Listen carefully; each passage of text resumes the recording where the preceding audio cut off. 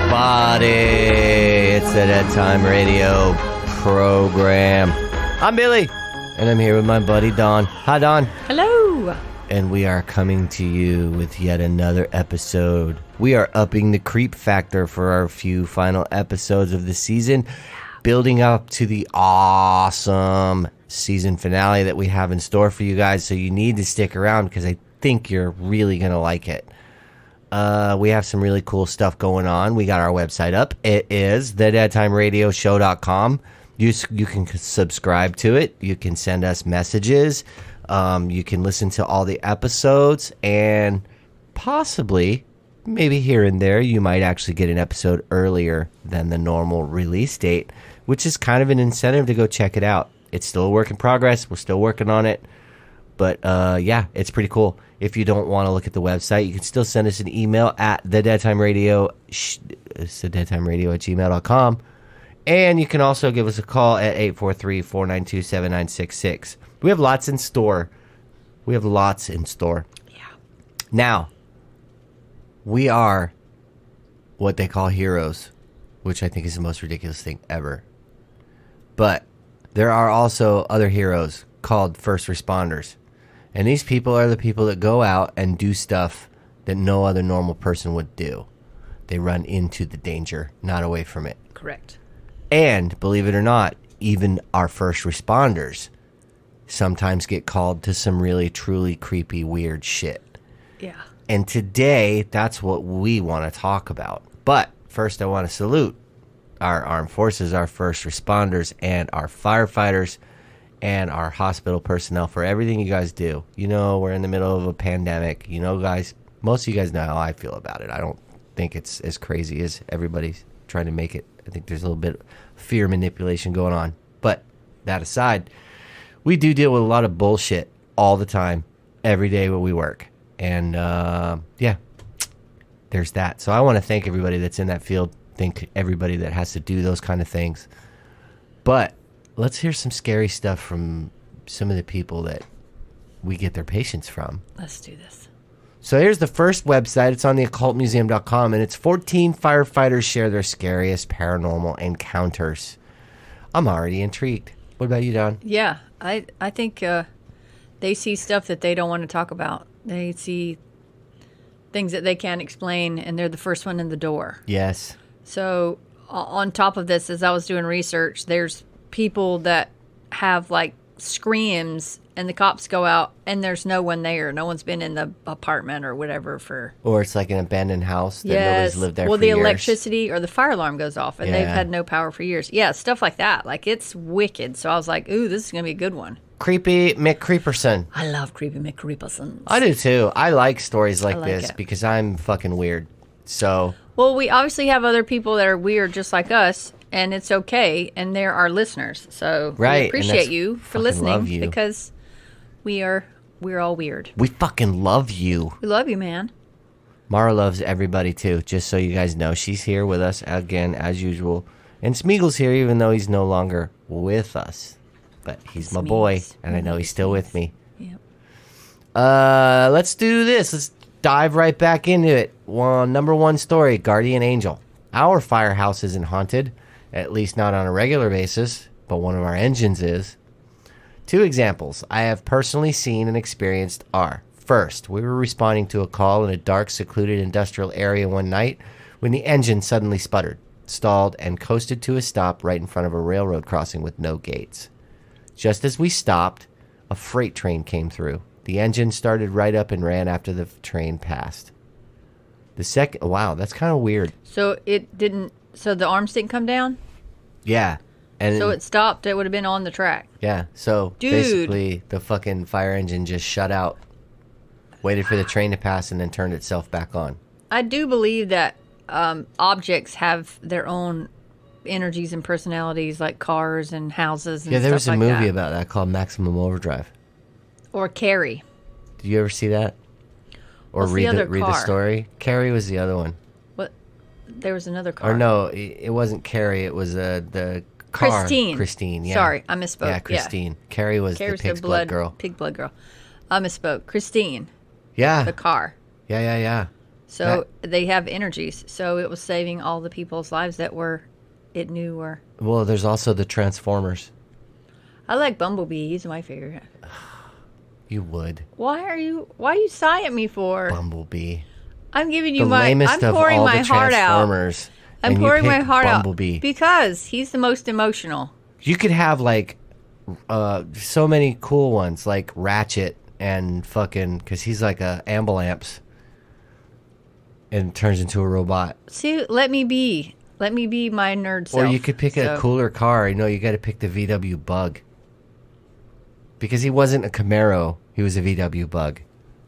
For those of you who watched Transformers movies. Well, I picked Bumblebee. Okay. Sticking to it. That's all right. I'm a Decepticon kind of guy. You are a Decepticon. That is truth. Yes.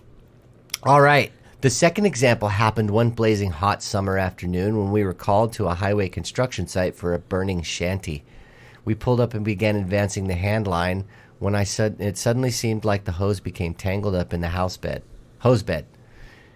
We went back to the engine to check, and just then the shanty blew up into thousands of tiny pieces. There were no tangles in the hose, and it wasn't caught or hung up anywhere. Somebody was holding it. Fuck yeah, they were. Somebody said, nope.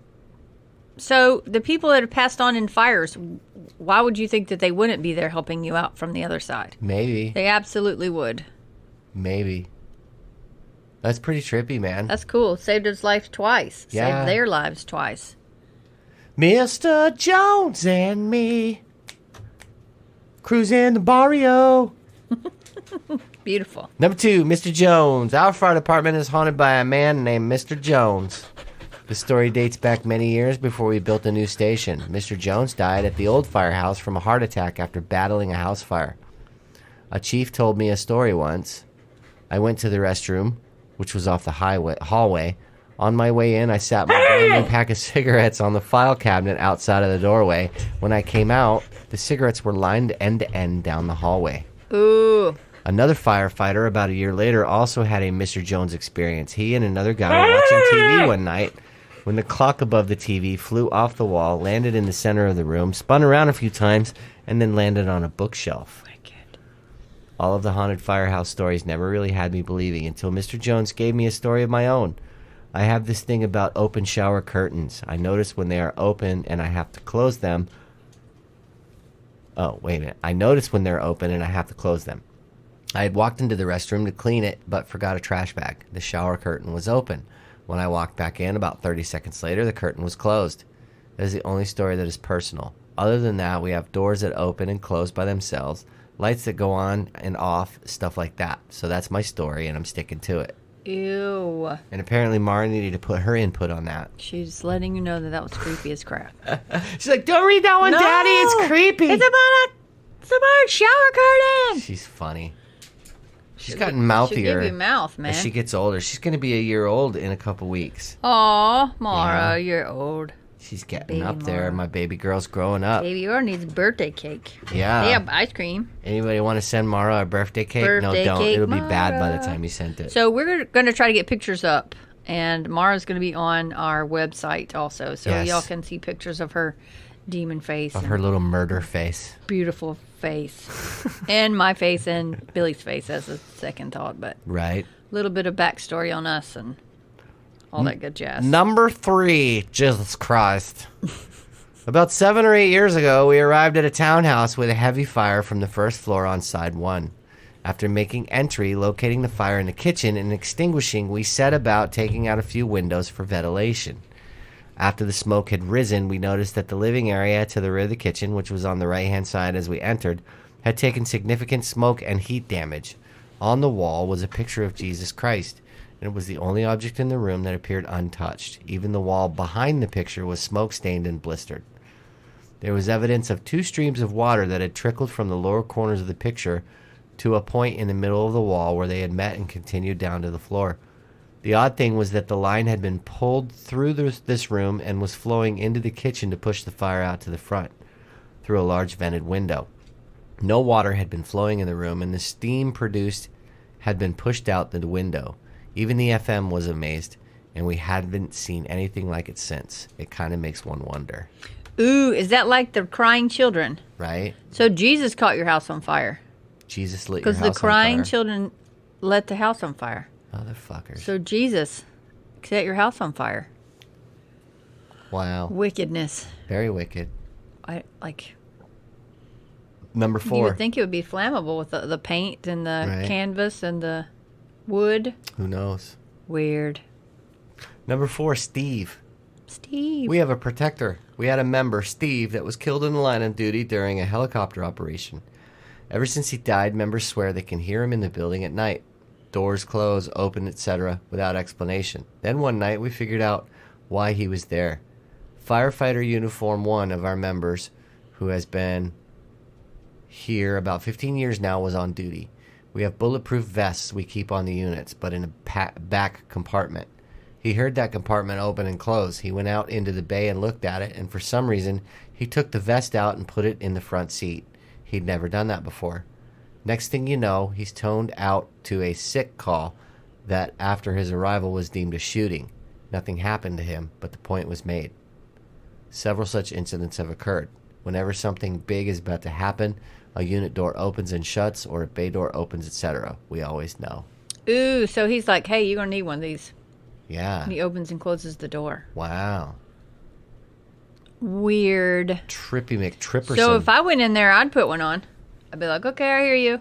Well, you heard those stories about all those firefighters that were in New Orleans during the hurricane trying to save people, and they were getting shot at.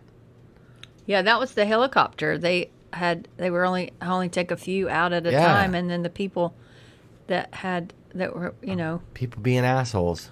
Wanted to be rescued first. Because humans are garbage. Shot at the helicopter. You're shooting at the only thing that can take you out of there. Yeah. They're not like you can just get one. They're not a dime a dozen. You got a helicopter. That helicopter's going to take you out. Why would you shoot it? I don't know, man. It's weird. I think you should leave firefighters alone. They're there to save people. They're not there to fucking... They're not cops. Yeah, I mean, if you got issues with cops, I get it. But fuck, man. Firefighters, they run in. Right. They run in just to save you. They run in to save your building or your office or your whatever. Exactly. So yeah, they are solid heroes. Number 5, the Phantom Handprint. One of my favorite Chicago ghost stories, although one that is not active today, has to be the story of the Phantom Handprint that appeared at the old fire station for Engine Company 107. On April 18, 1924, a firefighter named Frank Levy was washing a window at the fire station. For some reason, he paused in his work. His hand rested against the pane of the glass, and he told a friend who was standing nearby that he had the strangest feeling he was going to die that day. Just then, the station received an alarm call, and the firefighters were sent to a fire that had broken out at Curran Hall, an office building in Chicago. While fighting the fire, a wall collapsed and killed 8 of the firemen. Frank Levy was one of those killed. Dude. The next day, one of the firemen noticed something strange about the window that Frank had been washing the day before. There seemed to be an unusual stain on the glass, and it appeared to be the imprint of Frank's hand at the same spot where he had been leaning the day before. Oh, wow. They tried everything that they could, but they could find no way to erase the strange handprint. It seemed to be etched into the glass. Because it was his hand on fire. He melted the glass. An expert from the Pittsburgh Plate Glass Company brought a special solution to the firehouse, guaranteeing that it would remove the print, but it didn't work. Over the years, there were suggestions that the pane of glass be removed, but many of the firemen argued, saying that it was not right to fool with the unknown. Besides that, it was a reminder, albeit a grim one, of their dead friend, and there was no doubt that the handprint belonged to Frank Levy. An official from the city had come down with a fingerprint comparison, and the prints matched those of Frank's. For the next 20 years, the handprint defied all explanation and was a common attraction to visitors and other firemen from around the city. Finally, on the morning of April 18th, 1944, 20 years later, a careless paper boy tossed the morning edition at the firehouse and shattered the window where Frank's handprint had been. It happened exactly 20 years to the date of when Frank Levy died. Dude! Wicked. Yeah, I wouldn't mess with it. If we had moved firehouses, I would have the glass cut out and framed or something. They should have done that because that's anyway. a protection, right? They should have just said, oh, this is kind of like, this is a memoriam for Frank. Right. Let's take this pane of glass, put a new one in, and we'll put this one and frame it or put it on the wall or something. But they just left it because that was where he was standing. So it's kind of his energy too. So I don't know, man. That's wicked. That's There's no explanation for that. So his flaming hand was etched into the glass. That's weird. That is pretty weird. I like that one. This is a funny one. Number 6, you fucked him off now. Ooh. There was a fire about 6 to 7 years ago. The call was weird from the start. The first due engine didn't want to start. It was out on a run about 20 minutes before they get there. The house was fully involved. When they got there, the fire was burning in strange ways. At one point, flames were shooting out a window and taking a 90-degree turn upward. Ooh. The investigator pictures show the face of the devil in the smoke and flames. I know it sounds BS, but I've seen a few of these pics and have talked with some of the investigators. They were saying that the basement was rocking. When they went back the next day, it looked as though nothing burned downstairs. The weirdest part of the fire was the 911 call. The dispatcher said the caller's wife was in the background screaming, "You fucked him off now. Look, he's gone," and burned the place down. These people were said to have been Satan worshippers. Everyone in the department is afraid to even go on that road for calls. Incidentally, the name of the road is Angel Hill. Pretty weird. Yeah, that is pretty weird. So why was it not burnt in the basement? I don't know. That's very strange. That's weird. It's very strange. Yeah. So let's see what some of our police brothers have said. We'll get back to some firefighter ones, but let's see what some of the cops have had to deal with. Yeah. Those are interesting. Yeah. This one is called A Different Kind of Evil. Several years ago, I took a 911 call for a family reporting their teenage daughter was possessed. They claimed no possibility of drugs or history of mental health issues, which I, of course, didn't believe for a second. Family members were holding her down, and I could hear two people screaming at each other in the background. I asked the caller to tell whoever was yelling at her to stop. The caller said, "It's her." I responded that I knew it was her, but whoever was yelling at her at the same time to stop. The caller again said, "It's her," both voices. Wicked. I kid you not, it was the creepiest thing I've ever heard. I've been doing this for 25 years and have heard many things. I know of man's inhumanity and the horrible things people do to each other. But this was a different kind of evil. I was clearly hearing a young girl screaming at the same time an adult male was yelling back. I couldn't understand either language, but they were clearly two different voices. The family swore both voices were coming from her at the same time. It made my skin crawl. The lieutenant listened to the tape later, and he looked at me and said, "Do you ever wonder?" Oh, yes. so yes, it's on record. Wow. Wicked face. That is fucking cool. I love that one. I like stuff like that. Like, me too. Makes you, like, your chill up your back. Yeah.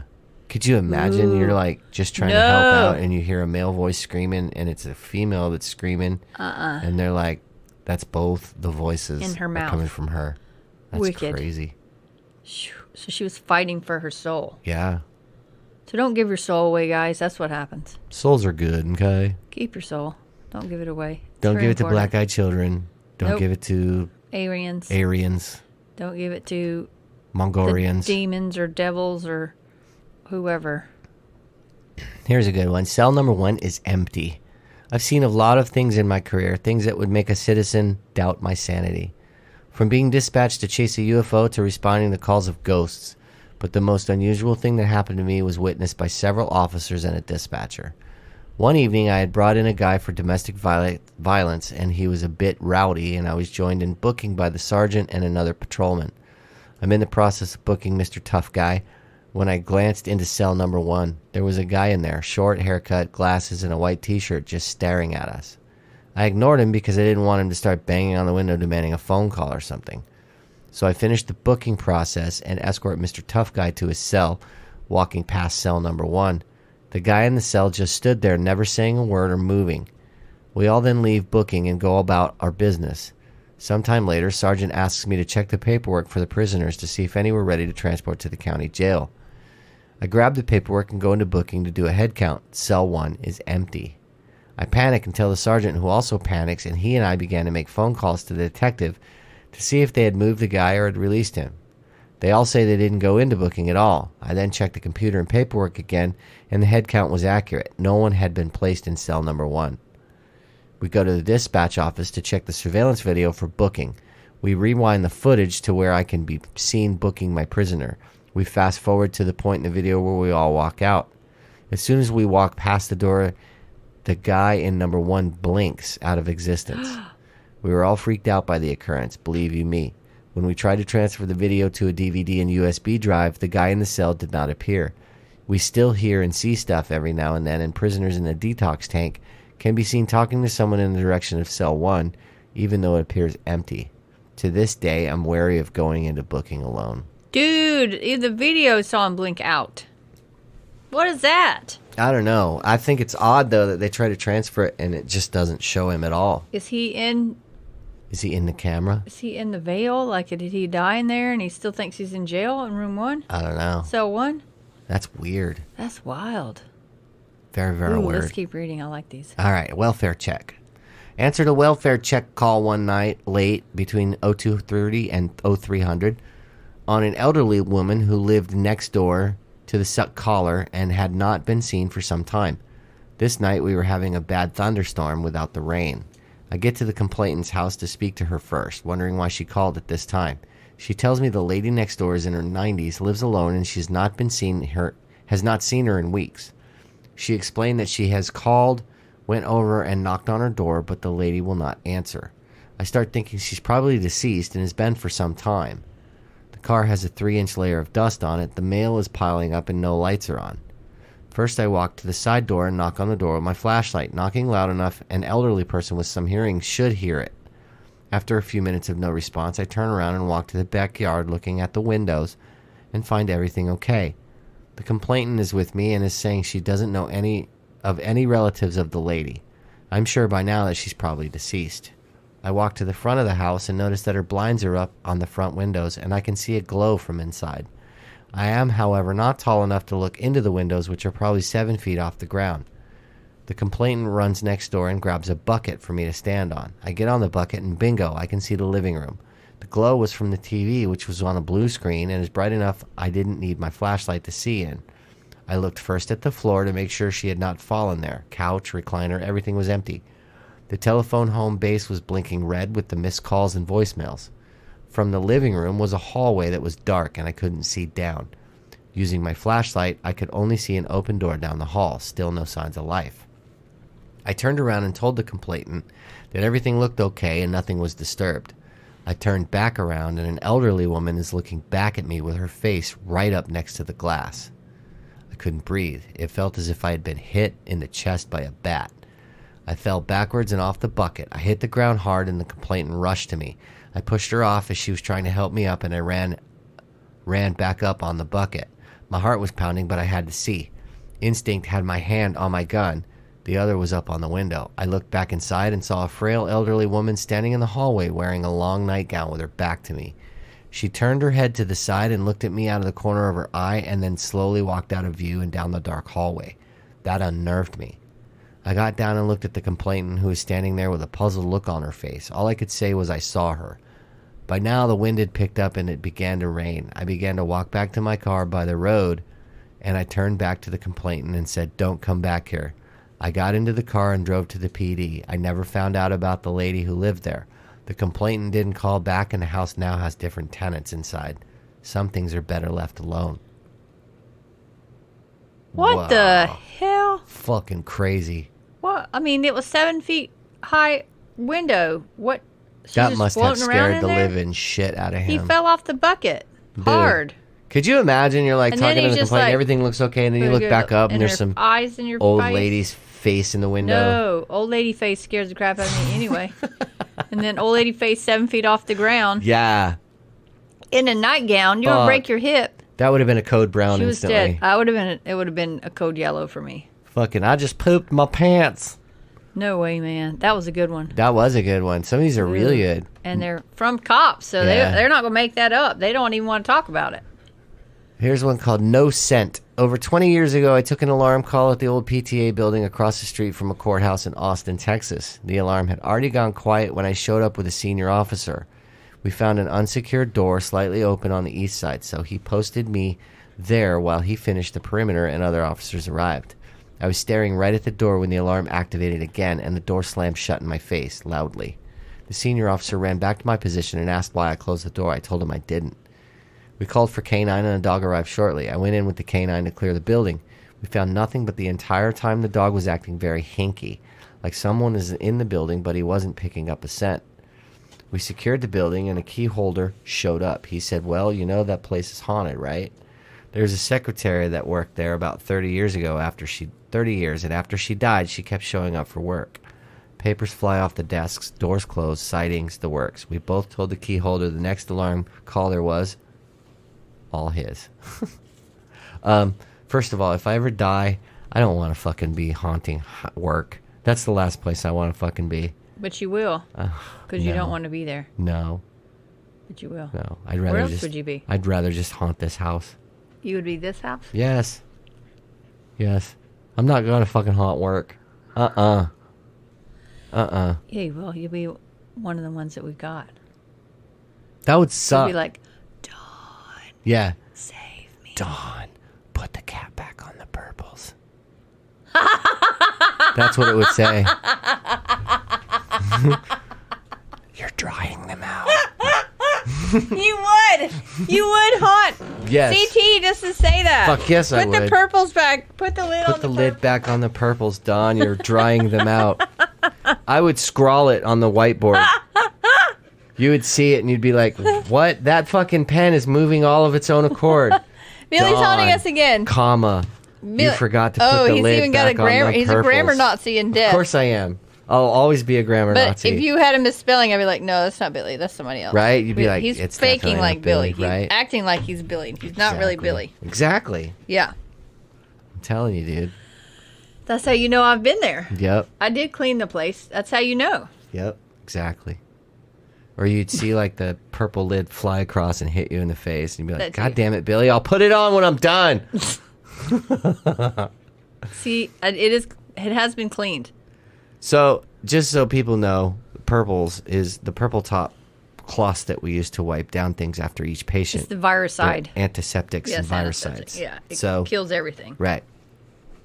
So, and Dawn likes to leave the lids off so all the towels in there dry up eventually. I don't like to pull it through the thing because they're paper cloths and it rips them. So I just take the whole lid off and then I pull about 5 out so that I can clean everything. Half the roll. Why do I have to keep going back? It's not half the roll. And then sometimes I forget to put the lid back on. Yes. Yes, she does. All right. I admit it. What you're smoking in the hole. All right. So yeah, the purple tops. That's something that I do. So I like fucking with her about it. You know where I've been. At least I clean it. That's how you know it's been cleaned. Yeah. What about you, Billy? Do you clean it? You clean it. So you worry about the lid being off. Yes, I do clean it. And them getting dry. What do you wouldn't know if they were dry because you don't even use them. I put the lid back on. Yeah, sure. Unbelievable. Believable. Unbelievable. Believe it. Clark Hall. I was working at a college that claims to be haunted. Me and my partner didn't believe any of it. We go into Clark Hall, which has classrooms, and start propping doors open with desks. This is around 0200 hours. We already walked through and made sure the building was empty. Only 2 stairwells. Donut wasn't hard to do. What the fuck You wrote is that? donut. DONUT. Okay. I don't understand what that sentence is saying. Only 2 stairwells. Donut wasn't hard to do. Only 2 stairwells. It wasn't hard to do. He must be wanting a donut, so he wrote the word donut. Maybe. He was a cop. Or, let's not do that. Only stairwells wasn't hard to do. Apparently, there's a Freudian slip going on with the cop stories, and it says donut. See, I don't think a cop wrote this. He wouldn't write a donut on there. He might, if he was thinking about it. Wow. Continue. We are on the 3rd floor. I finished my door and wedged a desk in between the door and the frame. When I finish, I shake it to make sure it's in there pretty secure. I go over to help my buddy with his door when behind me the door I was working on opens up and the chair-desk combo flings across the room and the door slams. He takes off running, jumping, landing, and landing. I still don't think he's ever gone into that building again. A whole chair and a desk. But see, I would go and check that out. But you know me, I'm just like, I'm kind of fearless when it comes to that stuff. You'd be douchebagging. She'd be antagonizing. Like, what are you doing? What No, are you doing throwing desks at my friend? I'm not stupid. I don't antagonize. but I still want to investigate. I don't know. It's pretty crazy. That's wicked. I'd run too. It's fight or flight, man. Yeah, maybe. Burglary in progress. Called to a burglary in progress daytime. The owner was in the kitchen and heard someone run upstairs to third floor. Old house and wooden stairs. Set up a perimeter around the house. I came up with K9. Just as I gave K9 warning, a perimeter officer saw a hand pull a curtain back on the top floor and relayed the info to me. Thinking surely he would be making an apprehension with K9, sent my partner in. Long story short, nobody found. Officer was 100% certain he saw what he saw. The homeowner was confident he heard the running up of 12 steps. That is an actual account, because the way he writes it is exactly how you would write up a perpetrator. He didn't use the word perpetrator, though. No, he would write up an incident. Yeah, absolutely. That was like totally. I'm writing this down right now. Yeah. Called to a burglary in process. Daytime. Yep. The owner of the kitchen was heard soon running up the stairs. Wooden stairs. Yeah, so that's funny shit right there, dude. Well, this one's kind of interesting. Oh yeah, these were cool too. This one talks about something that happened during at the time of 9/11. Yeah, and he'd been on the scene at the aftermath. Yeah. And he was one of the first responders. And this is one of the events that he had relayed.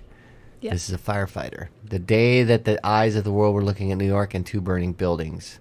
That day was a hectic one in all of the precincts. We got called in early and drove fast to the World Trade Center. He pulled up and parked in front of the entrance. We got the hoses ready and rushed through the front entrance. We were clearing floor by floor. We were still close to the ground levels when I got separated from the rest of the unit. I was checking out offices when I saw some movement in the corner of my eyes. I snapped around, and behind me stood a man, but the man's skin was burned black. He had a fireman uniform on and pearly blue eyes. I stood in shock and surprised and muttered, "Sir, we need to get out." He just stood there as I said that. He opened his mouth and said, "Your house is on fire. You should leave and save your wife and kids." Dude! I was perplexed by this statement. Just as I was about to approach him to usher him outside, this horrible vision played in my head. My house was on fire. Walls were melting down. I could see my wife on the second floor holding my infant son in her arms.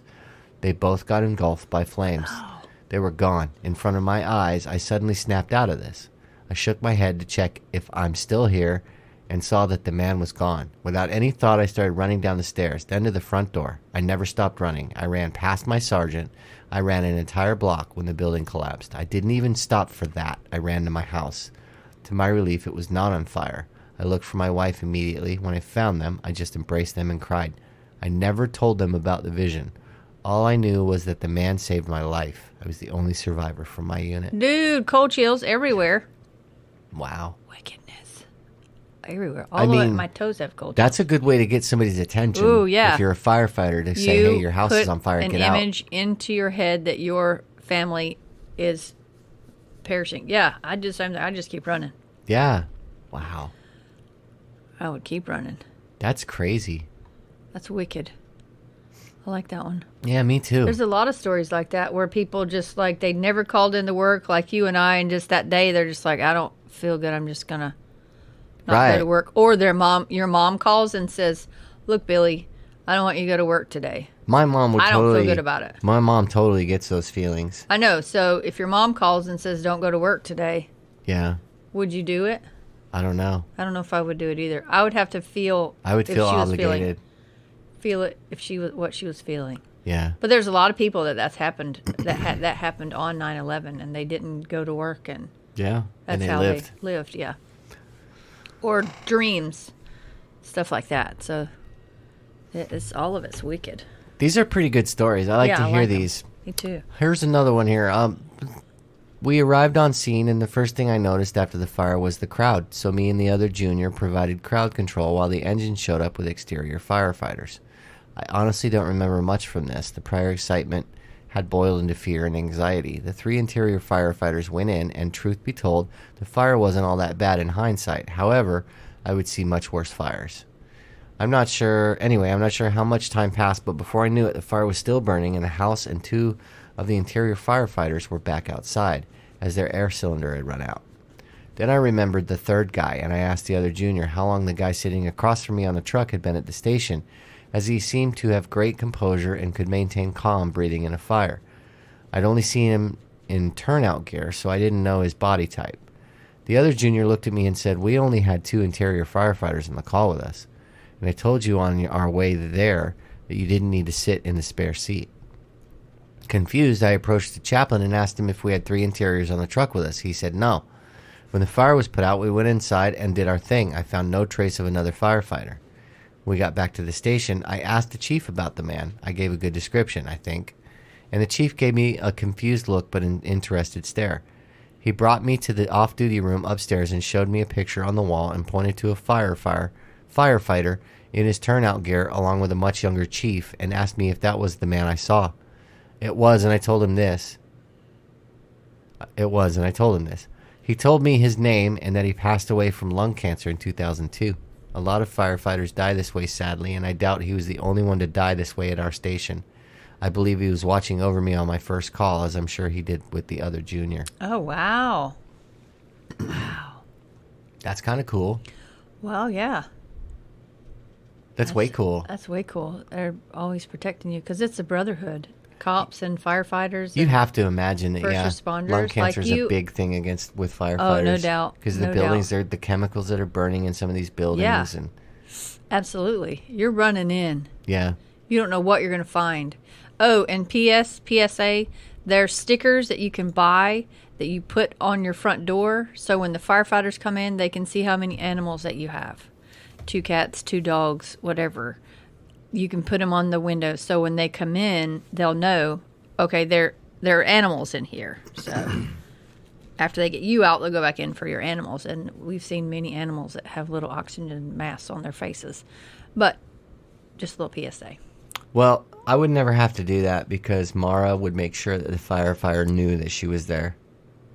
Because she would eat their face off? She would be all over I know, but them. my cats would hide. Mara would be like wagging her tail, trying to lick their face. And if you have a guinea pig or a snake or a hedgehog or a what? A guinea pig. A guinea pig? A guinea pig. What's a guinea pig? It's a fat little bigger than a hamster. Don't you mean guinea pig? No, it's a guinea pig. Guinea pig? It's a guinea pig. I don't think I've ever heard anybody call it that. That's awesome. That's awesome. But you want them to know that you have little animals in there to take out. Do you have little animals? Tell us about your little animals at thedeadtimeradio.com, deadtimeradioshow.com, or thedeadtimeradio@gmail.com, or 843-492-7966. Tell us stories, Please people. Tell us. We want to hear. We like hearing good stories. Yes. Back to the stories of our reading here. Back at my old department before I moved to my current one, I was assigned to the farthest southern station by myself with a single engine. The area was in a heavily wooded area of the district. At night, it got extremely dark in that area, more so than the other areas of the district. There were a lot of one-lane dirt and paved roads, as well as a few meth labs and no police coverage. Ooh. I had had several occasions that I would hear dogs barking at a house near the station and hear sounds outside the station like thumping noises, usually after 1 a.m. I would go outside to look and no one would be there. These noises went on for about a week. Once I had a friend from another station come down to visit me, but I was gone. He got scared off when he heard 5 loud bangs on the wall near the kitchen. Of course, he failed to tell me this. Another night, I was in bed and saw a shadow outside my window walking in the flower bed. The shadow passed my window, and then the person kicked the door near the bay. I crawled out of bed and called 911. While I was on the phone, the person busted out the bedroom window. Ew. Half scared shitless, I ran to the engine and bailed north to another station with a higher staffing level. The PD responded, and 45 minutes later searched and deemed the station safe. I soon after moved from that station, and it is no longer staffed even now, 3 years later. I found out from a BC later on that a previous firefighter had been attacked in the parking lot washing an engine, and that the station had had several other weird occurrences happen since it was built. Well, it was probably fucking tweakers. Oh, if it was a meth lab, yeah, they are not of sound mind. No. At all. Fucking weirdos. I would run too. I don't want to be somewhere where you're going to break out the windows. Right? It's terrifying. I don't know, man. The oldest station in Lexington, Kentucky is haunted. according to some of the old heads, by an old captain who died while on duty in his sleep on Christmas Eve in the 1940s. Dude. He is said to have sat in an old cane-bottomed rocking chair. That chair was put in the attic of the station after his death, where it is still heard to be rocking on occasions. Chiefs have gotten calls from neighbors who were mad because they could see a fireman looking out of the upstairs window, but no one would answer the door. This usually happens when the engine company was out on a fire run or training. Engine started by itself and backed into the wall one night. Standard transmission. Some of the guys who have worked there would not even go in the house alone on payday to pick up their paychecks if the CO was out. Ooh. Wow. So that was his chair. He was attached to that chair. You put him in the attic. That's crazy. I'd be mad too if you put me in the attic. Fuck yeah. Put my chair back downstairs, You better bitches. put it down so I can watch what y'all are doing. Right? Trying to be fucking lackadaisical in my goddamn fire department. In my death life. The Ouija board. Not something you want to play with. No. Another PSA. A fire company that I used to belong to is quartered in a building built in the 1930s, and it's unquestionably haunted. Odd things happen regularly, such as bathroom stall doors being locked from the inside, TV and lights turning on and off, footsteps across the floor, yelling when nobody else is there, etc. A few members decided to bring in a Ouija board one night and see what they could find. It turns out that there are two ghosts. One is a past chief, and the other is a small boy that used to live in a row of miners' houses that has long since been torn down. The chief confirmed his identity by naming other long-dead members, so long dead that we had to dig back 50 years in the company's records to even find their names. The chief generally drags chairs around the meeting room at night and yells at members while the boy is constantly bouncing his ball on the upstairs floor. All of this only happens at night. Ew. Ew. Don't fuck with Ouija boards. No, man. You don't know what spirit's just standing there waiting to come through. And you open that door, guess what? You could be lied to. It's like Pandora's box. It could be. By the time you close it, you've only got hope and joy left in the box. It could be demonic. It's the demons. Demons. It's the demons. Demons. There's no nice spirits that are waiting. No. No, not on a Ouija board. No. The fortune teller. My firehouse has had a run of strange happenings over the years also. Many of us have actually seen a misty figure move through the rec room and out the apparatus room. Some of the crews have seen the figure together. Others have seen him when they were by themselves. The usual doors swinging, chairs moving upstairs, people walking across the floor, up or down the stairs happens occasionally. The really scary part was when a friend of a friend stopped by the firehouse with her kids for a tour. This woman practices tarot card readings, fortune telling, and the like. She had never been in the firehouse before and had never known about any of the instances in the firehouse. After the tour, she asked me if the firehouse had guest appearances often. I thought she meant the kids and said that we often have children take tours of the place. She corrected herself and asked if we had ever seen ghosts. I said maybe. I'm not sure. She described our misty figure from head to toe exactly as he appears and said she had seen him. Do I believe? Probably not much more than I had before that day, but I don't doubt anything. So That's kind of cool. She saw too. Yeah. Wicked. Nice. All right, some more cop ones. Okay. I was the sergeant working overtime graveyard at a now demolished sub. It was my lunch break, and I heard someone open the door and at the other end of the sub and heard footsteps. I had the light off in my office because the hall lights more than lit it up. I saw someone in the door, and when I turned to look, it was a shadow figure standing in the doorway as if to say, "Hi, Sergeant." It wasn't something I saw out of the corner of my eye, and it was there for a couple of seconds and then went on towards the lieutenant's office. Later, when I asked the guys if they have ever experienced anything strange at the sub, they responded, "That's why we don't come back until the sun comes up." I found out about other experiences that others had had, and it was similar. I'm still a skeptic, but I can't explain what I saw. That's kind of interesting. That's weird. The boy on the bench. Worked security in a med center after retirement. Opened the place one morning at 0500. As I passed an alcove for an instant, saw a boy about 9 years old, barn hair, striped shirt, sitting on a bench, then he was gone. Anyway, out of embarrassment, I never told a soul about it. I had 8 retired detectives working for me, and one day I was having a conversation with one of them. Very sheepishly, he asked me if I ever saw anything strange in the place when I opened in the morning. When I asked him why, he said that he saw a young... When I asked him why... I can't read today, I'm sorry.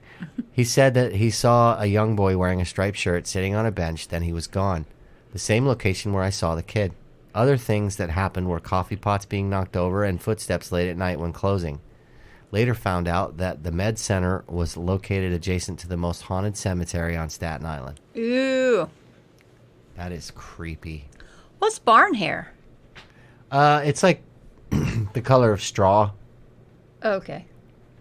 So that's a color of a barn? Like, yeah. or does that just mean like hay? No, yeah, like hay, like that brownish yellow color. Barn hair. I've never heard hair. it called barn hair before.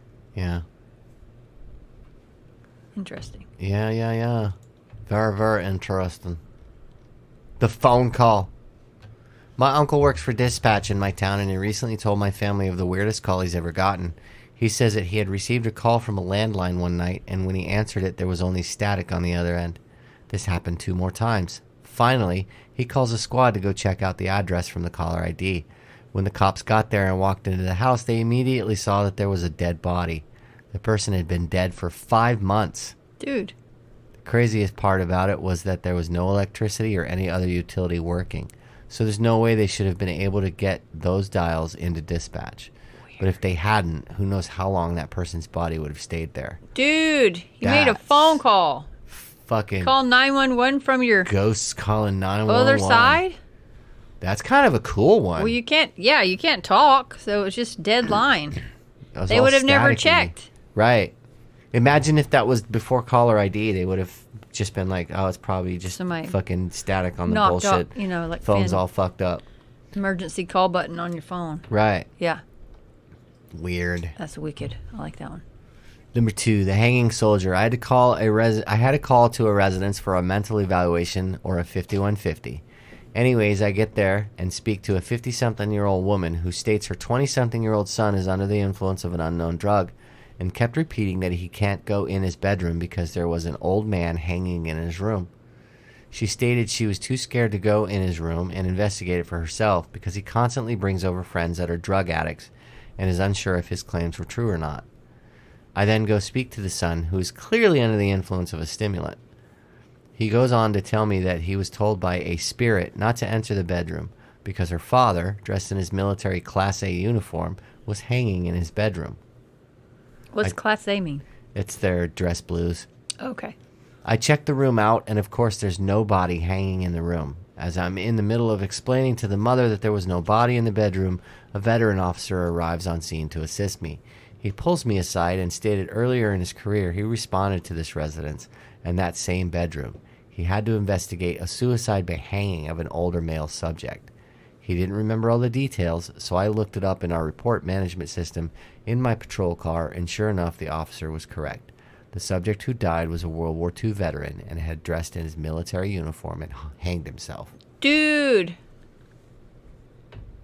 Wow, weird. So yeah. It opened his mind and he saw that dead guy hanging in his closet. It was still there. Yeah. Wicked. Don't do That was a drugs and good you one. don't see ghosts. Well, that's not true. Just saying.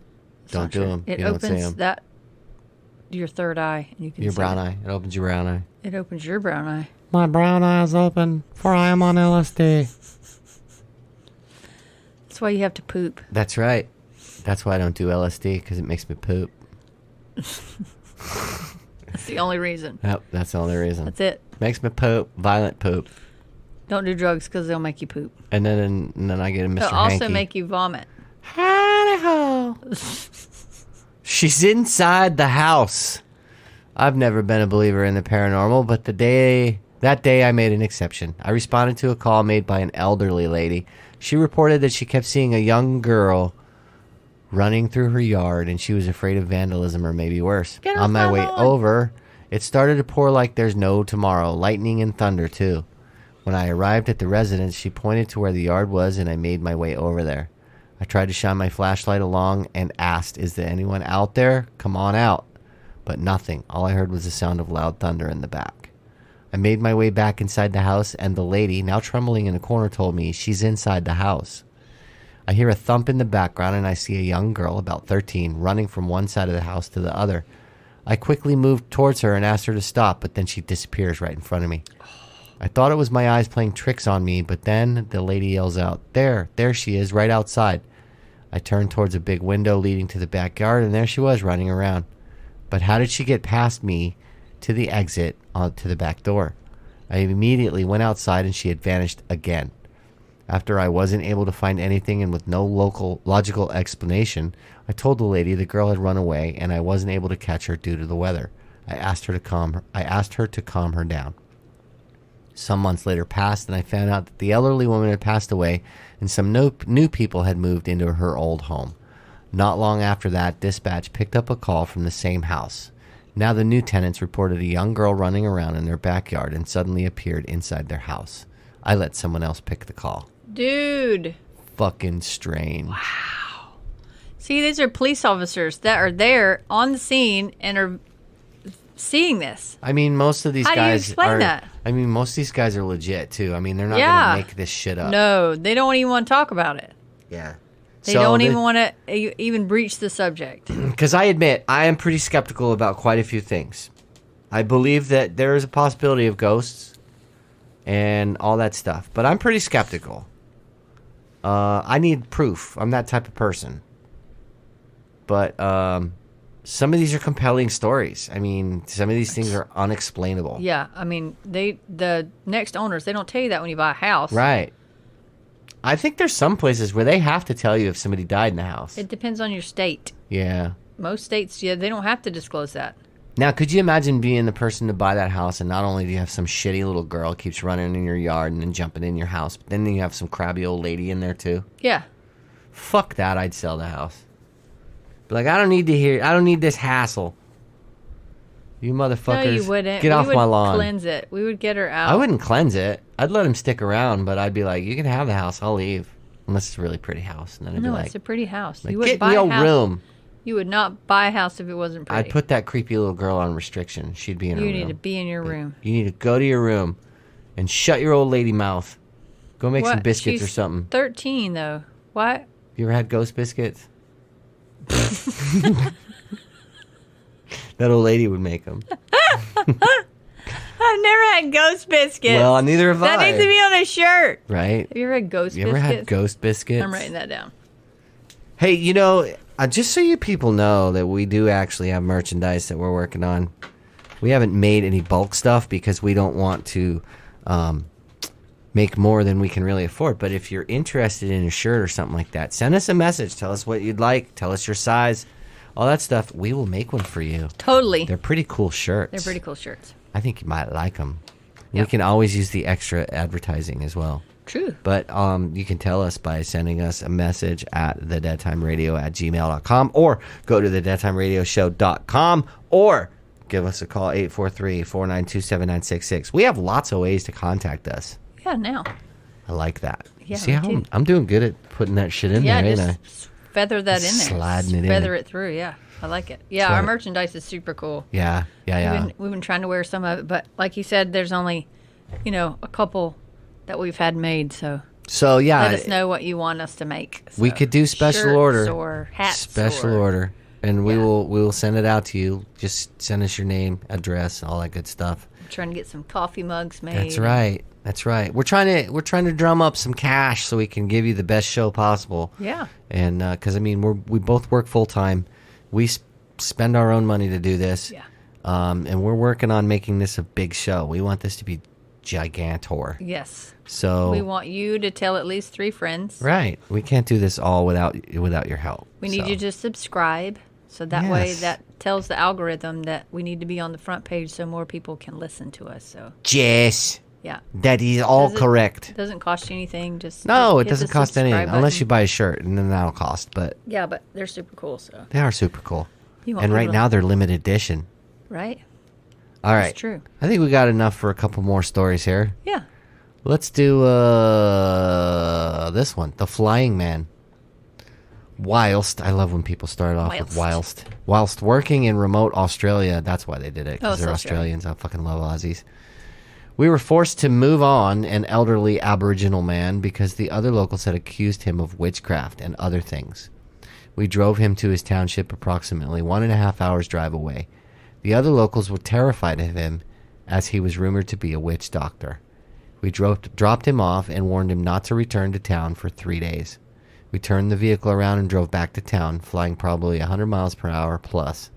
Took 45 minutes to drive back. Upon our return, we found the same elderly Aboriginal sitting in the street.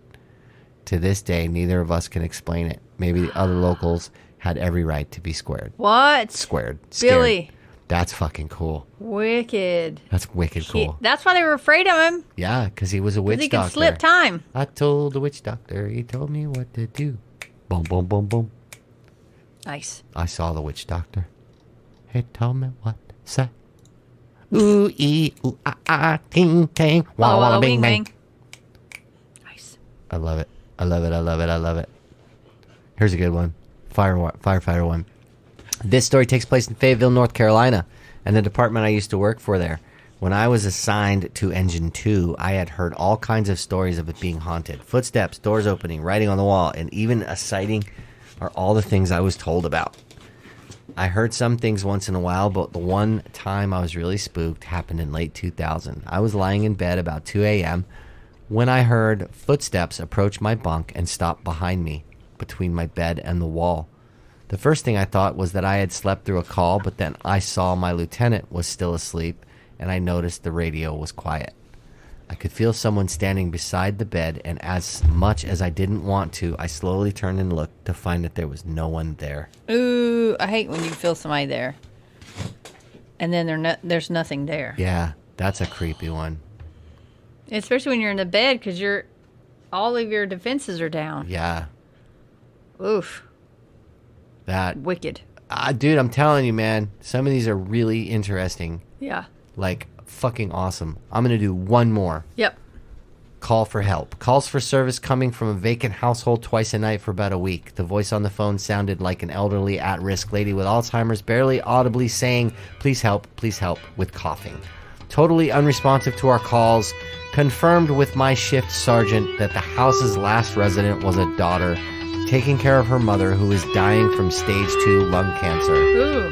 Definitely sent a shiver down my back. Oh. And that sends shivers down our back. Yes. And that is the end of the program. We want to thank you guys for listening to us. Give us a holler at thedeadtimeradio@gmail.com. Visit our website, thedeadtimeradioshow.com.